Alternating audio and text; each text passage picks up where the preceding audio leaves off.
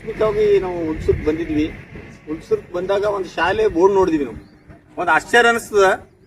KKRDB ನಿರ್ಮಿತಿ KKRDBಲಿಂದ ಬಿಡುಗಡೆ ಆಗಿದ್ದ ಹಣ ನಿರ್ಮಿತಿ ಕೇಂದ್ರದವ್ರು ಬಿಲ್ಡಿಂಗ್ ಕಟ್ಟಿರ್ತಾರೆ. 36 ಲಕ್ಷ ರೂಪಾಯಿ ಅನುದಾನ ಇದೆ ಇದಕ್ಕೆ. ಆದ್ರೆ ಬೋರ್ಡ್ ನೋಡಿದ್ರೆ ಏನಿಸ್ತದ, ಇದಕ್ಕೆ ಶರಣು ಸಲ್ಗರ್ ಅವರೇ ವೈಯಕ್ತಿಕ ಶಾಲೆ ಇದೆ ಏನಂತ ಅನಿಸ್ತದೆ. ಇದು ಬರ್ದವರು ಯಾರು ಬರೆದಿದ್ದಾರೆ, ಇದು ಮೇಲೆ ಬೋರ್ಡ್ ಇದೆ, ಸರ್ಕಾರಿ ಹಿರಿಯ ಪ್ರಾಥಮಿಕ ಶಾಲೆ ಹುಣಸೂರು.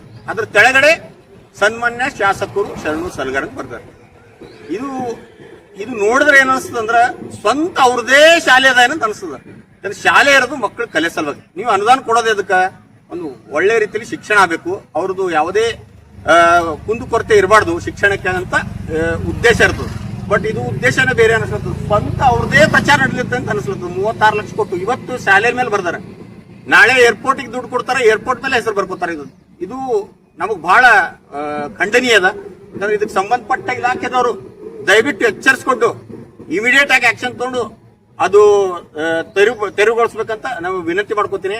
ಯಾಕಂದ್ರೆ ಇದು ಬಹಳ ಅವರೊಂದು ಶಿಕ್ಷಕ ಆಗಿ ಅವ್ರು ಸ್ವತಃ ಶಿಕ್ಷಕರ ಮತ್ ಇವ್ರು ಕಟ್ಟಿರುವಂತ ಯಾರ ನಿರ್ಮಿತಿ ಕೇಂದ್ರದ್ದು KKRDB ಚೇರ್ಮನ್ ಯಾರದಾರ ಅಂದ್ರ ಇದ್ರ ನಮ್ದು ನಿರ್ಮಿತಿ ಕೇಂದ್ರ ಚೇರ್ಮನ್ ಯಾರದಾರ DC ಅವರೇ ಅದಾರ.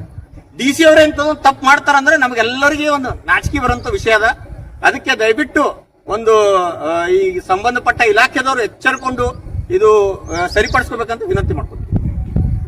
ಹಲವಾರು ಸರ್ತಿ ನೋಡ್ತೀವಿ ಶಾಲೆಗೆ ಜಾಗ ಕೊಟ್ಟವ್ರೆ ಪ್ರೈವೇಟ್ದವ್ರು ಇರ್ತಾರ. ಆ ಆದೇಶ ಈಗ ಅದ್ರ ಮೇಲೆ ಬರ್ದಿರ್ತೀವಿ, 2 ಎಕರೆ 1 ಎಕರೆ 3 ಎಕರೆ ಕೊಟ್ಟವ್ರು ಇರ್ತಾರ. ಹಲವಾರು ಪ್ರತಿಯೊಂದು ಹಳ್ಳಿನಲ್ಲೂ ಶಾಲೆಗೆ ಜಾಗ ಕೊಟ್ಟಿರ್ತಾರ, ಹೊಲ ಕೊಟ್ಟಿರ್ತಾರ. ಅಂತವ್ರದ್ದು ಸರ್ಕಾರ ಏನ್ ಮಾಡಿತ್ತು, ಆ ಮೊದಲ ಆದೇಶ ಅಂತ ಇವ್ರ ಹೆಸರು ಇರಬಾರ್ದು ಅಂತ ತೆಗೆದು ಸರ್ಕಾರಿ ಶಾಲೆ ಇರ್ಬೇಕು ಅಂತ ಆದೇಶ ಮಾಡಿತ್ತು. ಆದ್ರ ಈಗ ಯಾರು 2 ಎಕರೆ 300 ಎಕರೆ ಕೊಟ್ರ ಅವ್ರದ್ದು ಸರ್ಕಾರ ಏನ್ ಮಾಡ್ತು, ಅವ್ರ ಹೆಸರು ಬರಿಬಾರ್ದು ಅಂತ ಆದೇಶ ಮಾಡ್ತು. ಅದಕ್ಕೆ ಈಗ ನೋಡಿದ್ರೆ ಏನಿಸ್ತದ, ಶಾಸಕರ ಖುದ್ದೇ ಅವ್ರ ಹೆಸರು ಬರ್ಸ್ಯಾರ ಏನಂತ ಹಂಗ ತೋರಿಸ್ಲತ್ತದ. ಅದಕ್ಕೆ ದಯವಿಟ್ಟು ವಿನಂತಿ ಮಾಡ್ಕೋತೀನಿ, ಅದು ಹೆಸರು ತೆಗಿಸ್ಬೇಕು ಅಂತ ವಿನಂತಿ ಮಾಡ್ತೀನಿ.